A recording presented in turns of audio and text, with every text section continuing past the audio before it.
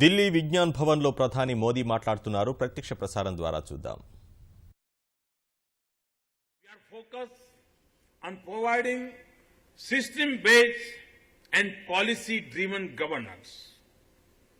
A governance structure that is sensitive, transparent and accountable. Let me share an example to illustrate how corruption can be eliminated silently and efficiently by simple technology and policy-based initiatives. When we assumed office, I was informed that cooking gas cylinders were being subsidized to the tune of approximately 400 rupees per cylinder. This subsidy was being provided to rich and poor alike. We decided that the subsidy should be credited directly into the bank accounts of consumers, with each account being linked to a unique Aadhaar card. The single intervention has reduced the number of registered consumers claiming gas subsidies by about 50 million.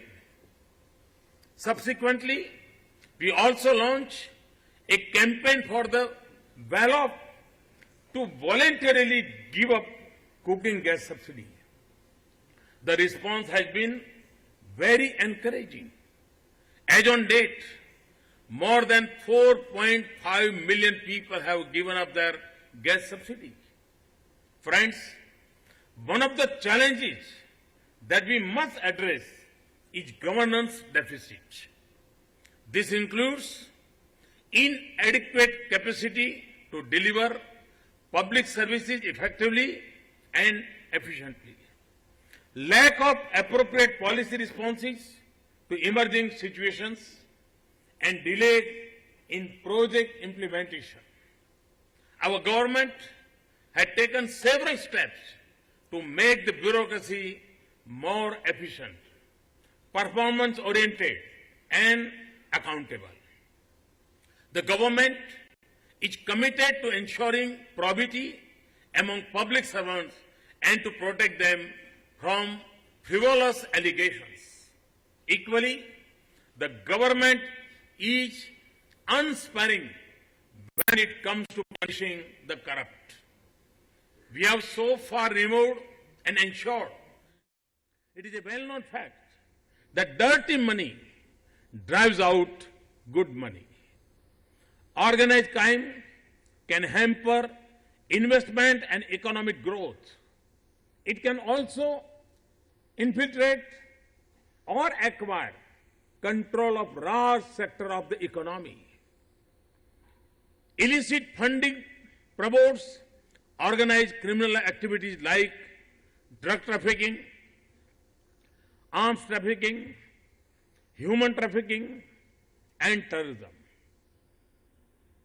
The dastardly acts committed in Paris a few days ago are a grim reminder that terrorists have shown remarkable flexibility and adaptability in meeting their funding requirements.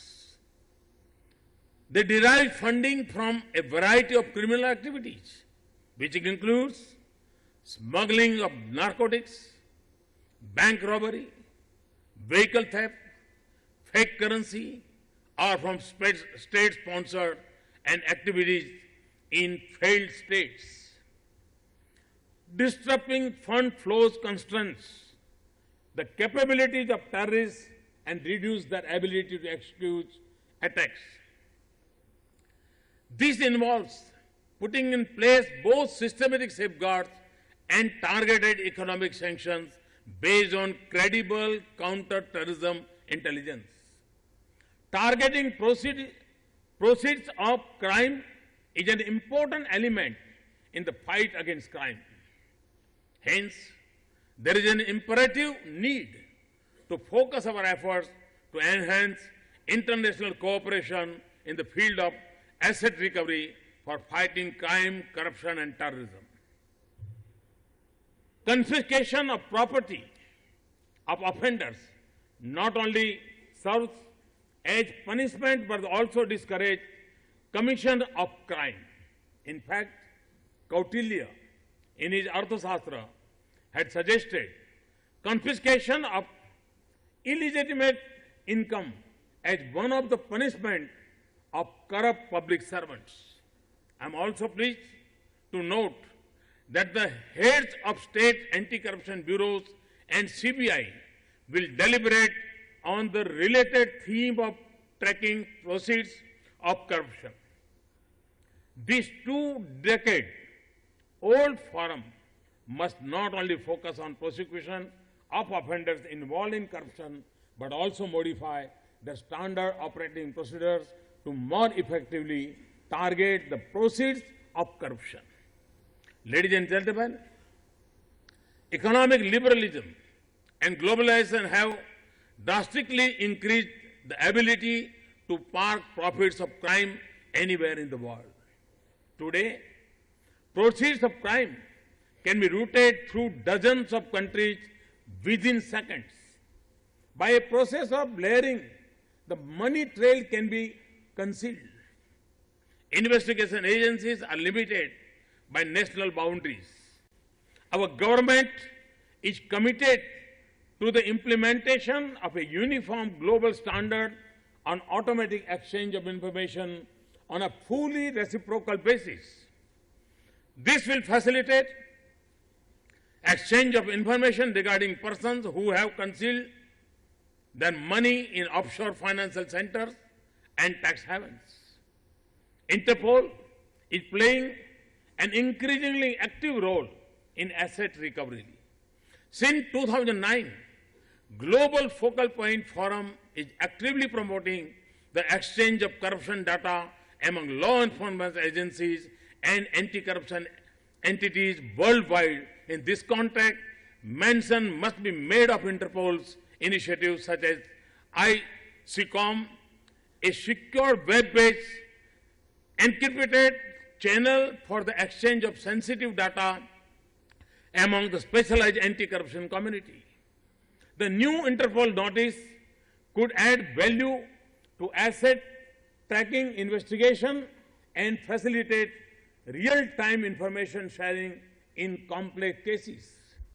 I appreciate the efforts of Interpol and its partners, World Bank and VN Odyssey, in convincing the idea and giving leadership to this forum that has the potential to put an end to safe haven for the corrupt. I am told that excellent and proactive cooperation between Interpol and Indian investigative agencies has resulted in tracking of many fugitive criminals and their subsequent deportation for extradition.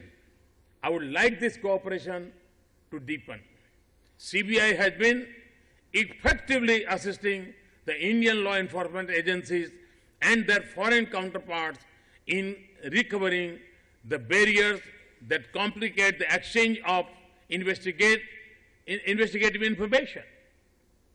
I am also informed that CBI has been making use of Interpol tools and database for securing greater cooperation among law enforcement organizations throughout the world. It has also been consistently partnering Interpol capacity building programs. We are in the process of establishing an international center for excellency in investigation at Ghaziabad. This center will render world-class certificate course on investigation and prosecution in specialized and emerging domains of crime, including cybercrime, to the law enforcement community of India and abroad. A centralized technology vertical to focus on combating new age crimes like cybercrime is also being planned. There are several cases in the annals of Indian judicial history in which conviction was secured slowly on the basis of forensic expert opinion. India must therefore have adequate facilities to be able to clear the huge backlog of forensic opinion. The proceeds of crime and corruption are stolen assets. They do not belong to the country where they are stashed. They rightfully belong to the citizens of the country from which they have been plundered. I am well aware of the legal and procedural obstacles and differences in the evidentiary standards that hinder asset recovery. To overcome these challenges, police and law enforcement agencies should forge formal and informal relationships. I hope this conference provides all of you such an opportunity. I also hope that the delegates will seriously deliberate on devise proper procedures and protocols to quicken the process of tracking, identifying, restarting, confiscating and repatriating the stolen assets. I'm sure this conference will give a new light to the participants and to the world. Thank you very much. Jai Hind.